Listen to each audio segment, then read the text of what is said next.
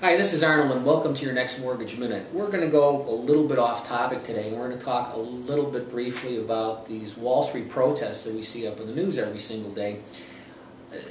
I admire their energy, but I think their protests are, let's say, a little bit misguided.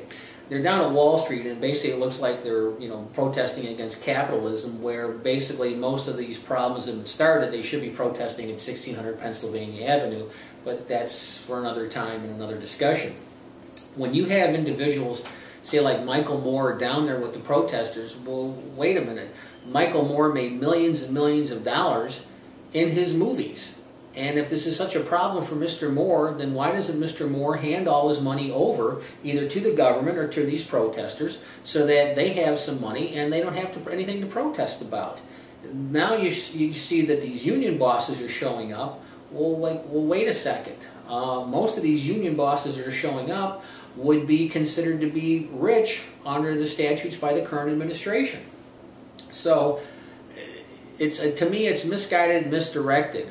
Yes, there are certain problems that do exist, and there's no question. But these problems exist because the government stepped in, and we'll just say roll this back toward the mortgage industry, where they came in and told the banks that you have to loan money to people that basically can't pay these mortgages back. And it was initially supposed to start during Carter's administration. It really didn't. It started near the tail end of the Clinton administration and then blossomed full bloom during the Bush administration. So consequently, what are we left with now?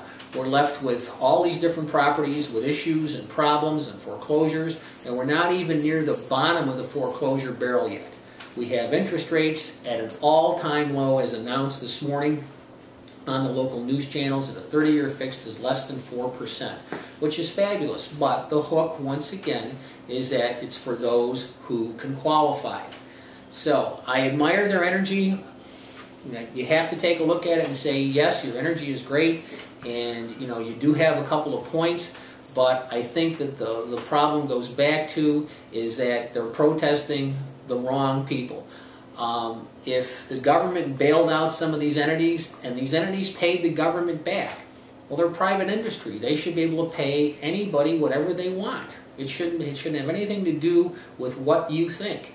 And if you don't like it, then become part of that industry and latch on to some of the money, and maybe you'll get a $10 million a year bonus.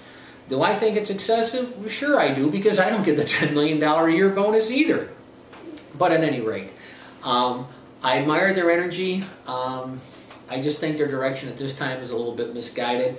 What we really need to take a look at is the core of the problems and how this stuff is created because of government intervention. Once we stop the government intervention and just let these industries run by themselves, as they should, without the government telling them what they can do and what they can't do, I think we'll be much better off. So I know we veered away from mortgages a little bit, but for more information on mortgages, go to mtgminute.com.